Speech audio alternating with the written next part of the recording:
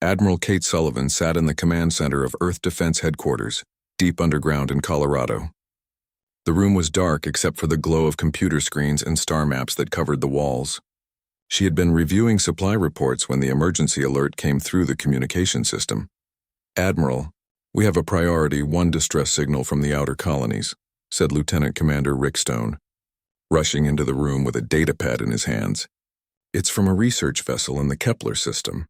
Kate took the datapad and read the message. Her face became serious as she processed the information. A civilian research team under attack by Zephyrian raiders. 6 scientists including Dr. Lisa Morgan, one of Earth's best xenobiologists, Captain Ben Harris, a good man she had served with years ago, probably dead by now. "How old is this signal?" Kate asked. 43 hours, Admiral. It traveled through 3 relay stations to reach us." Kate stood up and walked to the large star map on the wall. The Kepler system was far from Earth in a region where human colonies were spread thin. It was exactly the kind of target the Zephyrians liked to hit: isolated, poorly defended, full of civilians who couldn't fight back. "Get me General Ryan Clark and Director Helen Price. Emergency meeting in Conference Room A, right now." 20 minutes later, Kate sat at a long table with Earth's top military leaders. General Clark commanded the Space Marines, the toughest soldiers humanity had ever produced. Director Price ran naval intelligence and knew more about alien threats than anyone else alive. "What do we know about Zephyrian activities in that sector?" Kate asked. Helen Price pulled up a holographic display showing the Outer Rim territories. Red dots marked recent attacks. "They've hit 17 human settlements in the past 6 months. Always the same pattern. Fast strike, capture civilians, disappear before help can arrive. They're getting bolder." "How many of our people have they taken?" General Clark asked. His voice was calm, but Kate could see the anger in his eyes. "At least 300 civilians that we know of. Probably more. They sell humans as slaves to other species. Apparently we're considered exotic because we come from what they call a deathworld." Kate had heard that term before. Most alien species came from planets with low gravity, stable weather, and gentle environments. They thought Earth was impossibly dangerous because of its high gravity, violent storms, and extreme temperature changes. They couldn't understand how any intelligent life could evolve in such harsh conditions. "What forces do we have in that region?" Kate asked. 2 patrol ships and a supply depot," General Clark replied. "Not enough to fight a Zephyrian raid fleet." Kate stood up and walked to the wall display. She pressed her hand against a sensor and spoke clearly. "Authorization Sullivan Alpha 77. Identity confirmed. Admiral Sullivan," the computer replied. "Access Project Death's Head." The wall display changed to show classified files that very few people on Earth were allowed to see. General Clark and Director Price had the clearance, but they still looked surprised. "Admiral, are you sure we want to take this step?" Helen asked. "Once we reveal our true capabilities, there's no going back." Kate looked at the file that showed Earth's real military strength. For 50 years, humanity had been playing a careful game with the other species in the galaxy. They had shown just enough military power to be respected, but not enough to be feared. They had hidden their most advanced ships, their deadliest weapons, and their most elite soldiers. The galaxy thought humans were peaceful explorers who had gotten lucky with a few technological advances. They didn't know that Earth had spent centuries perfecting the art of war. They didn't know that human soldiers trained in conditions that would kill most aliens. They didn't know that Earth's peaceful exploration ships were built on the same technology as warships designed to survive anything the universe could throw at them. "The Zephyrians have crossed a line," Kate said. "They think they can take our people because we look weak. It's time to show them what Earth's children are really capable of." She pressed another control and the display changed to show the current location of the Death's Head Squadron. These were humanity's elite forces, soldiers and ships that had never been used in combat because no threat had been serious enough. Until now. "General Clark, I want Colonel Jake Mitchell and his Marines ready to deploy in 6 hours. Full combat load, no restrictions on weapons or tactics." "Yes, ma'am." "What about rules of engagement?" Kate looked at both officers with cold eyes. "There are no rules when someone takes our people. The Zephyrians wanted to see what happens when you attack humans. Let's show them." 2 hours later, Colonel Jake Mitchell stood in the briefing room of the dreadnought Vengeance Born. The ship was massive, bigger than anything the galaxy had seen humans build before. Its armor was designed to withstand the pressure of Earth's deepest oceans, and the radiation of solar flares. Its weapons could crack the crust of a planet. Around the table sat his squad leaders, the best soldiers Earth had ever produced. These men and women had trained in Earth's highest mountains, deepest caves, and most extreme environments. They had learned to fight in the crushing gravity that most aliens couldn't even survive. "Ladies and gentlemen," Jake said, "we're going to war." The room was silent as Jake explained the mission: rescue the captured humans, destroy the Zephyrian forces, send a message to the galaxy that humanity was not prey. "Sir, what about prisoner-taking?" asked Sergeant Lisa Kane, a woman who had grown up in the high-gravity training facilities of Luna Base. "The Zephyrians don't take prisoners, they take slaves," Jake replied. "We'll return the favor. Anyone who surrenders will be processed according to military law. Anyone who fights will be processed according to the laws of physics." The Marines understood. They had been trained for this their entire lives. Even if they had never expected to use their skills against aliens, they were the children of a world that had tried to kill them since birth, and they had not just survived but become stronger. Captain Amy Foster sat on the bridge of the Vengeance Born as the ship prepared to jump to hyperspace. She had studied the star charts of the Kepler system and planned their approach.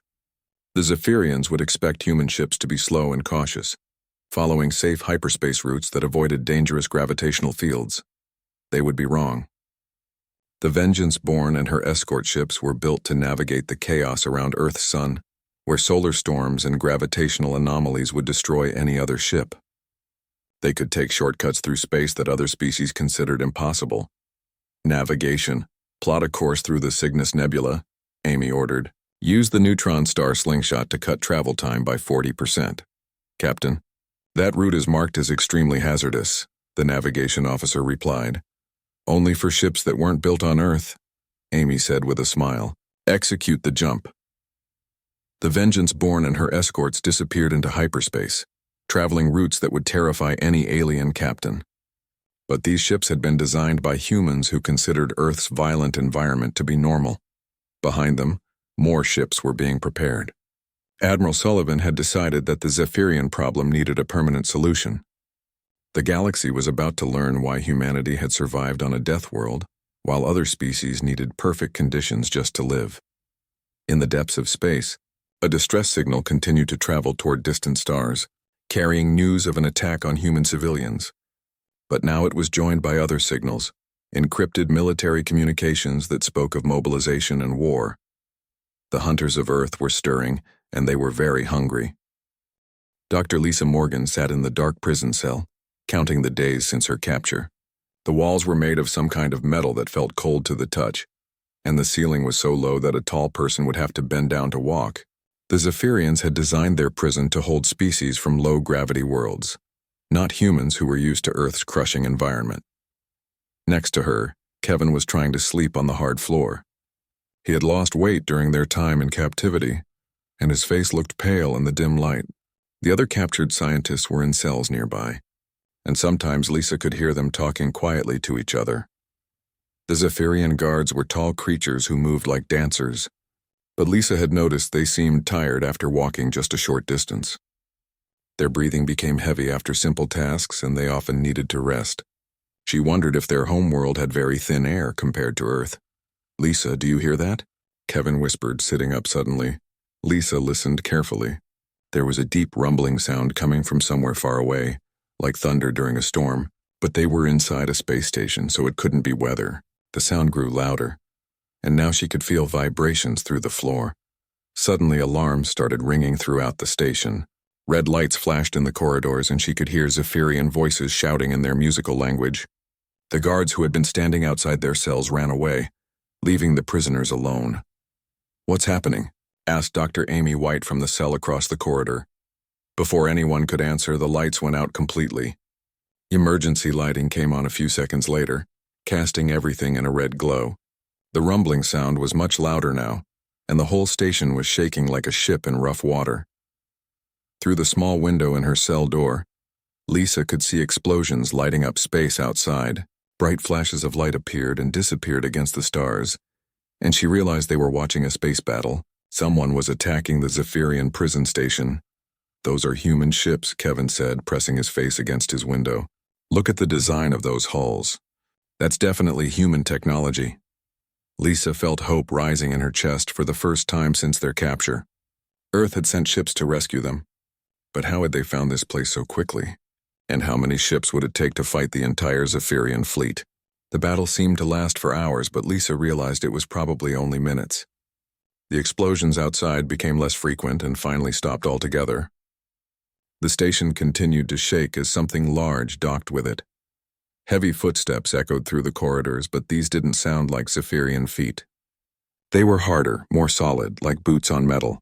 Lisa heard human voices speaking in English, giving orders in checking rooms. Sector 7 clear. Moving to Sector 8. Found more prisoners in this section. Looks like they're from the Centauri colonies. Medical team to Level 3. We have injured civilians who need immediate attention. The footsteps came closer to their cell block. Lisa stood up and moved to her door, trying to see through the small window. A figure in heavy armor appeared in the corridor, moving with purpose and confidence. The armor was bigger and thicker than anything Lisa had ever seen, designed to protect someone in the most dangerous environments imaginable. The armored figure stopped in front of her cell and looked through the window. Lisa could see a human face behind the helmet visor, a young man with serious eyes. "Are you Dr. Lisa Morgan?" he asked. "Yes, I am." "How did you know?" "We've been looking for you, Doctor. I'm Lieutenant Tony Rodriguez, Earth Defense Corps. We're here to take you home." Tony attached something to the door lock and stepped back. There was a bright flash and the lock melted away.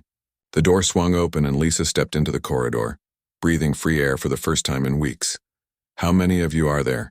Tony asked, already moving to free Kevin from the next cell. 6 from our research team. Dr. Ben Harris, our captain, was killed when they captured us. Tony's face became hard. "We found his body on your ship. He died fighting. The Corps will remember him." As Tony freed the other scientists, more armored figures appeared in the corridor. These were human soldiers, but they moved differently than any military personnel Lisa had ever seen. They were faster, stronger, and more alert. They carried weapons that looked too heavy for normal people to lift, but handled them like they weighed nothing. "Doctor, we need to move quickly," Tony said. "This station isn't going to be here much longer." "What do you mean?" Lisa asked. Admiral Sullivan's orders were very clear. Any facility used to hold human prisoners is to be completely destroyed. No exceptions. They moved through the station corridors and Lisa was shocked by what she saw. The elegant Zephyrian architecture was torn apart by weapons fire. Walls had holes burned through them, and pieces of alien technology were scattered everywhere. The human soldiers had fought their way through the entire station. "Lieutenant, what happened to the Zephyrian crew?" Kevin asked. Tony's answer was simple and cold. "They chose to fight instead of surrender. That choice has consequences." They passed through what had been a command center. Lisa saw Zephyrian bodies lying motionless on the floor, their delicate forms no match for human weapons designed for Earth's harsh environment. The soldiers had been efficient and thorough, but there was no cruelty in what they had done. It was just the methodical elimination of a threat. In the docking bay, Lisa saw the human ships up close for the first time. They were massive, built like fortresses that could fly through space. Their armor was scarred from weapons fire, but none of it had penetrated. These ships looked like they could survive anything the universe could throw at them. "Doctor, welcome aboard the Vengeance-born," said a woman's voice. Lisa turned to see Captain Amy Foster, a short woman with calm eyes and steady hands. She looked like she could have been a teacher or a scientist, but she wore the uniform of Earth's military with natural authority. "Captain, how did you find us so quickly?" Lisa asked. "We followed the trail from your research station. The Zephyrians aren't as good at covering their tracks as they think they are. Plus, they made the mistake of broadcasting threats toward Earth space." Amy led them through the ship's corridors. Lisa noticed that everything was built heavier and stronger than it needed to be. The walls were thick metal, the floors were reinforced, and the ceilings were high enough for tall people to walk comfortably. This ship had been designed by people who were used to living in a dangerous environment. "Captain, what will happen to the other prisoners we saw?" Lisa asked. "There were thousands of beings from dozens of different species. They're all being freed and returned to their homeworlds," Amy replied. "But the Zephyrians who imprisoned them won't be going anywhere." Through the ship's windows, Lisa watched as the prison station began to break apart. Explosions bloomed along its hull as the human ships destroyed it completely. Within minutes, there was nothing left but glowing debris. Wasn't that a bit extreme? Kevin asked. Destroying the entire station? Colonel Jake Mitchell appeared in the corridor, still wearing his combat armor. He was a big man who moved with the controlled power of someone who had trained in Earth's gravity his entire life. When he spoke, his voice was quiet but absolutely certain. Doctor, the Zephyrians have been capturing and enslaving humans for months. They've attacked 17 of our colonies and taken over 300 of our people. This isn't just a rescue mission. This is a message to every species in the galaxy. What kind of message? Lisa asked. Mitchell looked at her with eyes that had seen too much violence. That there are consequences for attacking humans. Permanent consequences. As the Vengeance-born left the destroyed station behind, Lisa realized that her rescue was just the beginning. Earth had sent its most elite soldiers across the galaxy, not just to save a few scientists, but to end the Zephyrian threat forever. The galaxy was about to learn that humanity wasn't just another peaceful species exploring the stars. They were the children of a death world, and they had come to collect a debt that could only be paid in blood. Dr. Lisa Morgan looked at the strange blue crystals growing from the cave wall and smiled. She had never seen anything like them before.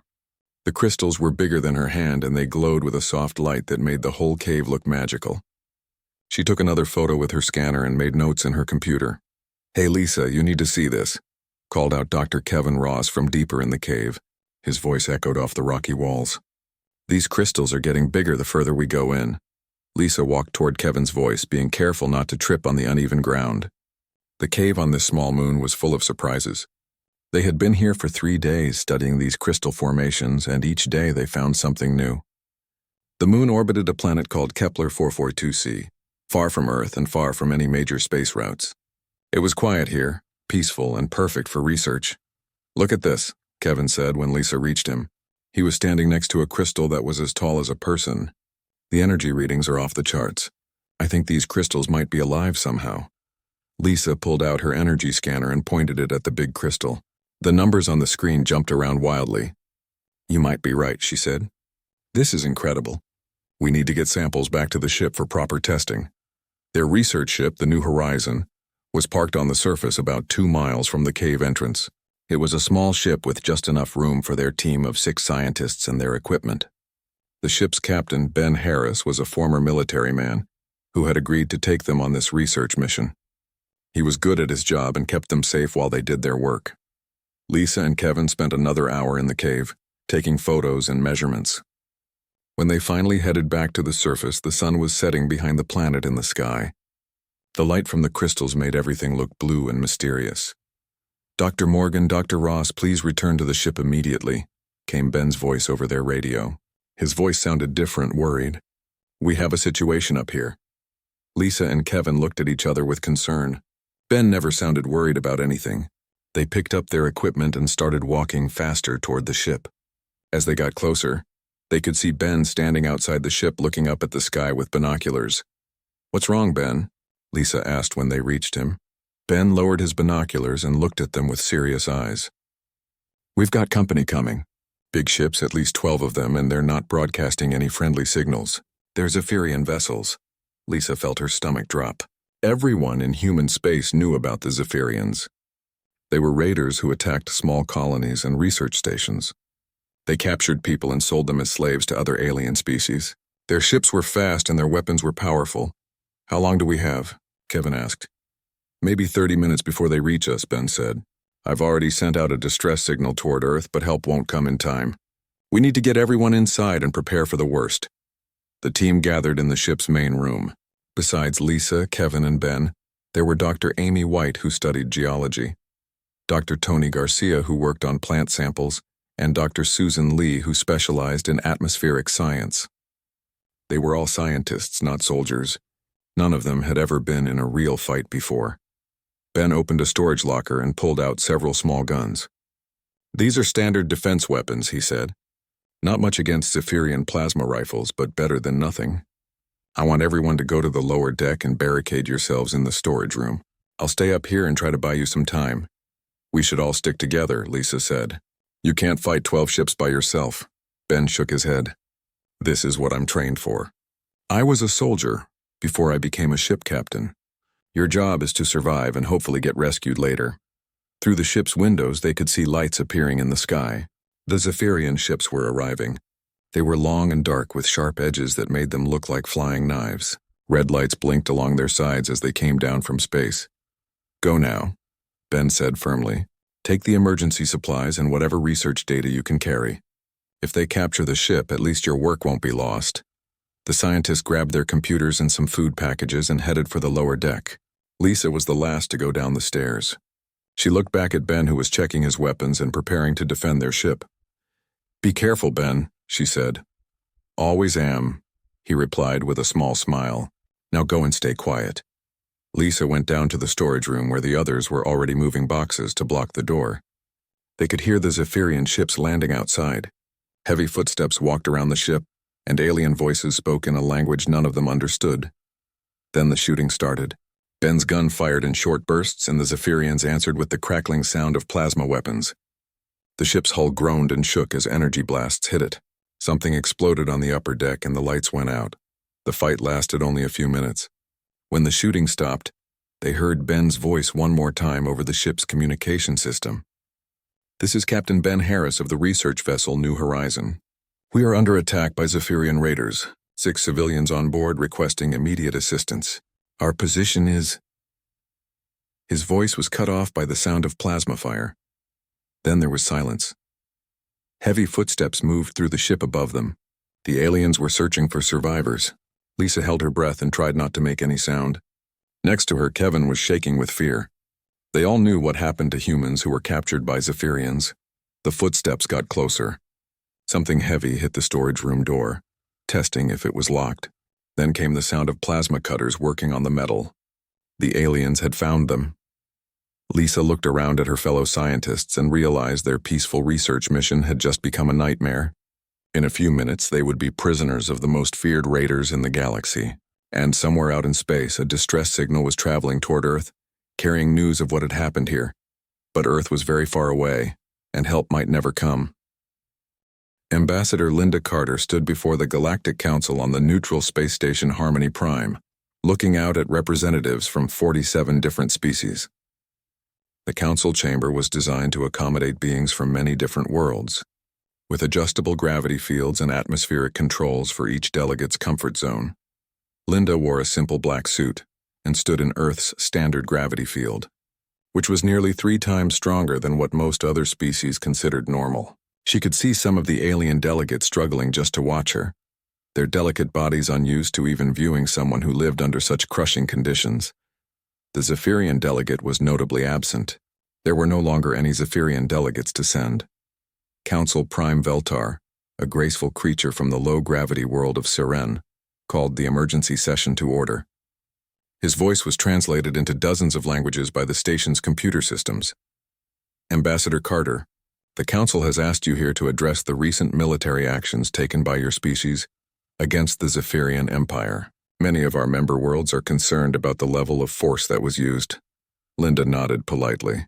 Prime Veltar, honored delegates, I appreciate this opportunity to clarify Earth's position. 3 months ago, Zephyrian raiders attacked human civilian research stations and colonies.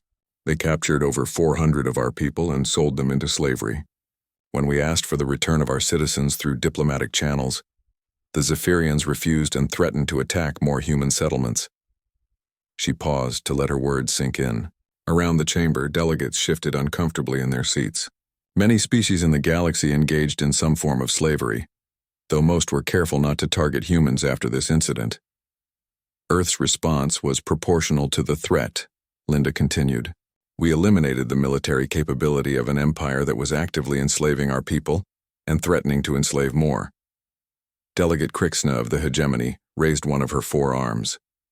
Ambassador Carter, your forces didn't just defeat the Zephyrian military.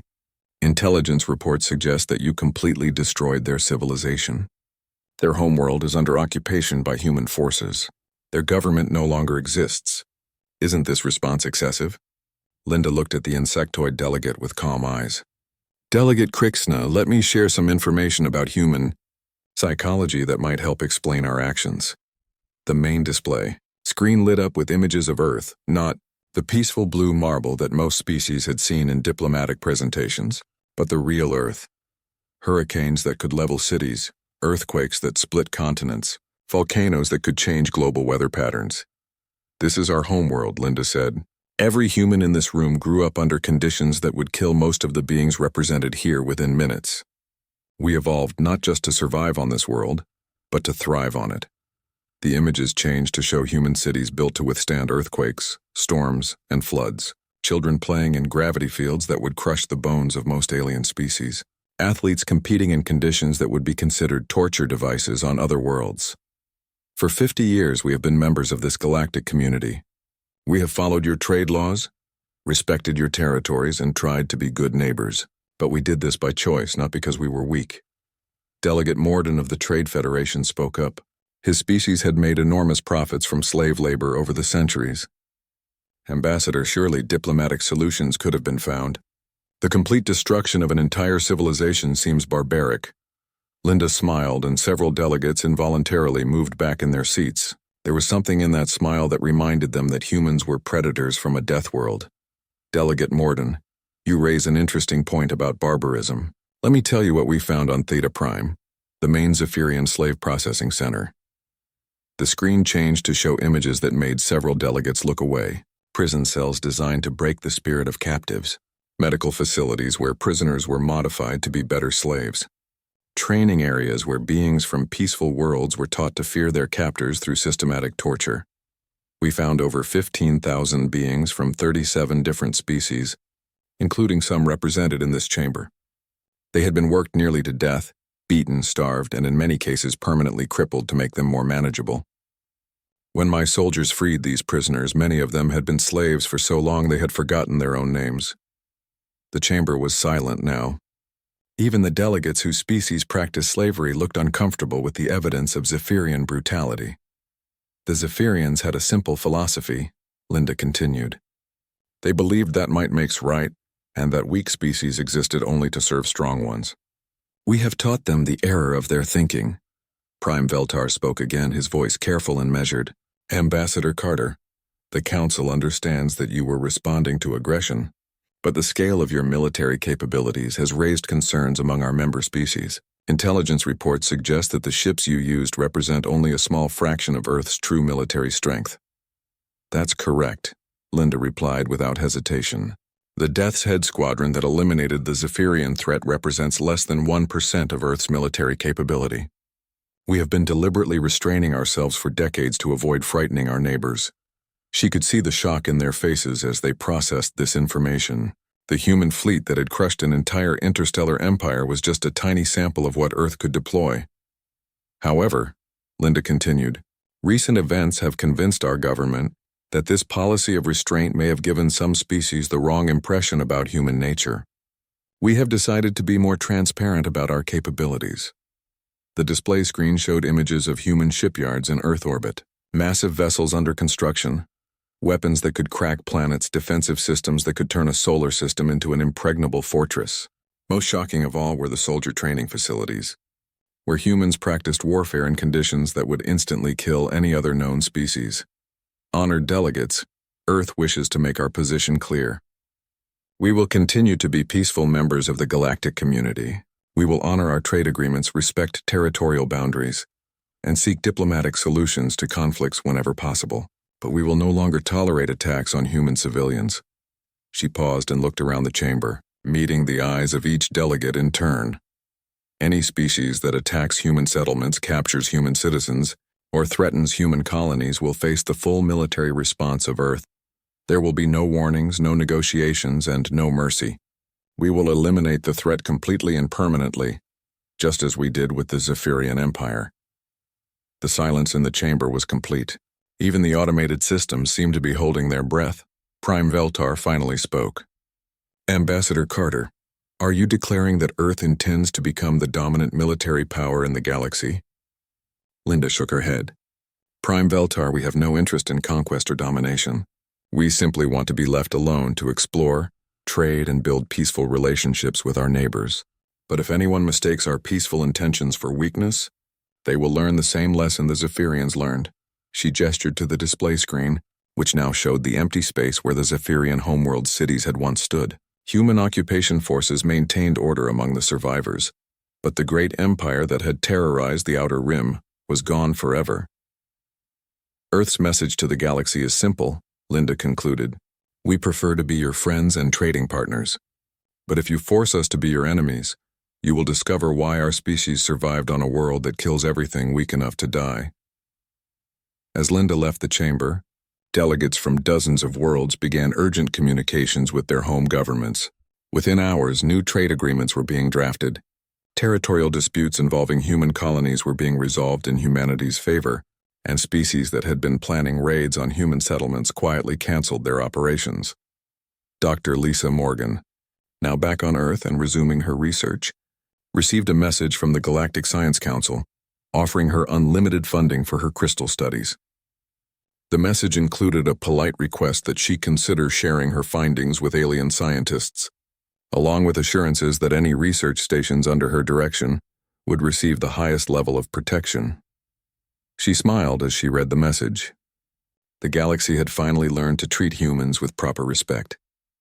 Not because they were peaceful scientists and explorers, but because they were the children of a death world who had chosen to be peaceful. Admiral Kate Sullivan stood in her office looking out at the shipyards where humanity's real military power was being revealed for the first time. Massive dreadnoughts designed to fight battles that could shatter star systems, soldiers training for wars that most species couldn't even imagine. But she knew that most of these ships would never fire their weapons in anger. Most of these soldiers would never see combat. The galaxy had learned its lesson about attacking humans, and that lesson would not be forgotten. There was no mercy in humanity's response to the Zephyrian threat. There had only been the arrival of Earth's Deathworlders, and now the galaxy was a more peaceful place because of it. War Commander Thexala stood on the bridge of his flagship, the Crimson Talon, watching his fleet patrol the Kepler system. His long arms moved gracefully as he gestured to his officers, and his large eyes glowed with satisfaction. The raid on the human research station had been perfect. 6 new slaves to sell, and the destruction of another human outpost to show the galaxy that these weak mammals were easy prey. The Zephyrians had evolved on a world with gentle gravity and mild weather. They were tall and thin, with delicate bones and skin that would tear easily. But they had powerful weapons and fast ships, which made them dangerous raiders across the galaxy. They had been attacking human colonies for months, and the humans had done nothing to stop them. "Commander, we are receiving a transmission from the edge of the system," reported his communications officer. "Unknown ships approaching." Thexala turned to look at the main display screen. Several large ships were dropping out of hyperspace at the system's edge. They were bigger than any human ships the Zephyrians had seen before, and they looked different. These ships had thick armor and heavy weapons. They looked like they were built for war. "How many ships?" Thexala asked. "Sensors detect 6 large vessels and 12 smaller escort ships. They are broadcasting human identification codes." Thexala laughed, a sound like wind chimes in his throat. 18 ships? "The humans think they can threaten us with 18 ships. We have 40 vessels in this system." He opened a communication channel to the approaching human fleet. "Human vessels, this is War Commander Thexala of the Zephyrian Empire. You are trespassing in territory claimed by our forces. Surrender immediately or be destroyed." The reply came back in clear, calm English. "This is Colonel Jake Mitchell of the Earth Defense Corps. You have attacked human civilians and taken them prisoner. Return our people immediately or face the consequences." Thexala laughed again. "Human, you do not understand your situation. Your people are already being processed for sale to the highest bidder. Your weak species is good for nothing but manual labor. If you surrender now, we might allow you to join them." There was a pause before the human replied. "War Commander Thexala, let me share some information with you about our homeworld."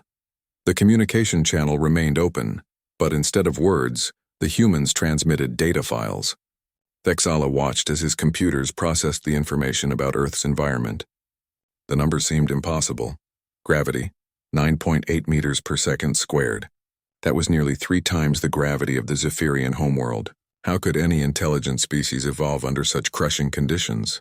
Atmospheric pressure, 14.7 pounds per square inch. Temperatures ranging from -40 to +50 degrees Celsius. Weather systems that included hurricanes, tornadoes, and electrical storms that could level cities. "This data must be wrong," Thexala said to his science officer. No advanced civilization could develop under such extreme conditions. The data appears to be accurate, Commander, the science officer replied.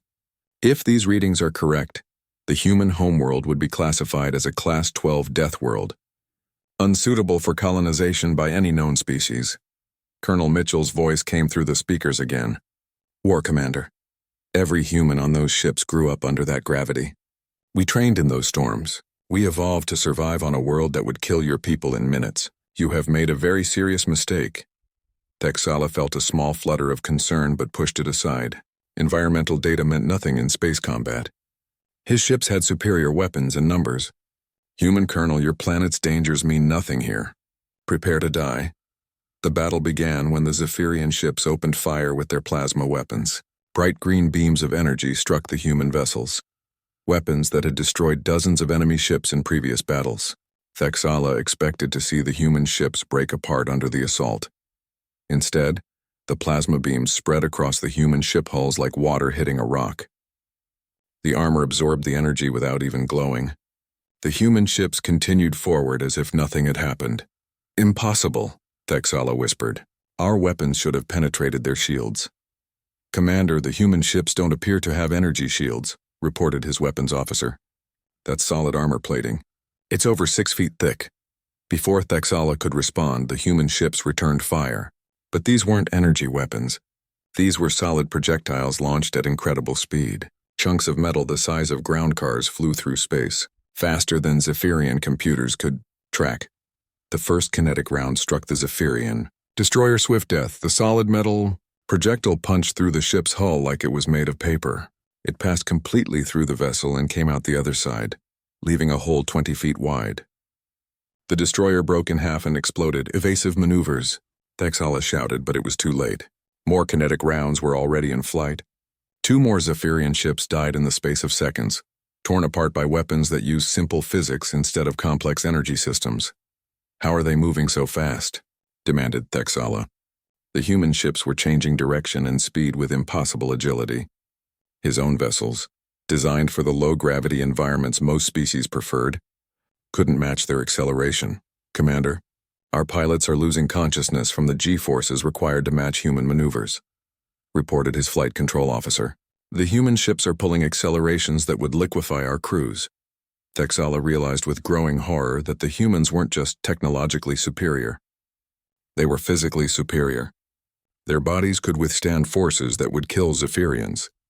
Their ships were built to operate in conditions that would crush his finest vessels. The largest human ship, the one called Vengeance Born, moved toward the Crimson Talon. Texala ordered all his remaining ships to concentrate fire on it. But their weapons were useless against the thick armor. The human ship looked like it had been designed to survive in the heart of a star. Commander, the human ship is launching boarding pods, his tactical officer reported. Texala watched as small craft detached from the human ship and flew toward his flagship. His defensive guns tried to shoot them down, but the pods moved with the same impossible agility as the larger ships. The first pod struck the hull of the Crimson Talon and burned through the armor with cutting tools. Alarms sounded throughout the ship as the hull was breached. Zephyrian security troops rushed to repel the boarders, but they had no idea what they were facing. Captain Amy Foster was the first human through the breach. She moved in the ship's artificial gravity as easily as if she were walking on Earth. But to the Zephyrians, she seemed to possess supernatural strength and speed. Her movements were smooth and deadly, adapted to a world where everything was trying to kill her. The Zephyrian guards fired their plasma rifles at her, but Foster moved too fast for their aim to track. She closed the distance between them in seconds, moving in ways that defied everything they knew about combat in artificial gravity. The fight was over in minutes. The Zephyrians were tall and graceful in their native environment, but they were fragile creatures who had never faced opposition from a species that considered Earth's crushing gravity to be normal. Foster and her team moved through the ship like forces of nature, unstoppable and utterly without mercy. Texala found himself trapped on his own bridge, watching his finest warriors fall to opponents who seemed to be made of living metal. When Colonel Mitchell finally arrived on the bridge, Texala tried to negotiate. Human, surely we can reach an agreement. The prisoners you seek are still alive. We can arrange an exchange. Mitchell looked at him with cold eyes. War Commander, you made one critical error. You assumed we were prey animals because our diplomats are polite and our merchants are peaceful. You forgot that prey animals don't evolve on deathworlds. The last thing Thexala saw was the human colonel's face, calm and emotionless, before the plasma rifle fired. Around the system, the remaining Zephyrian ships tried to flee, but the human vessels were faster, stronger, and utterly relentless.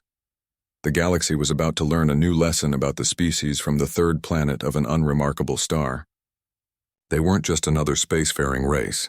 They were the children of a world that had spent millions of years trying to kill them, and they had not merely survived. They had thrived.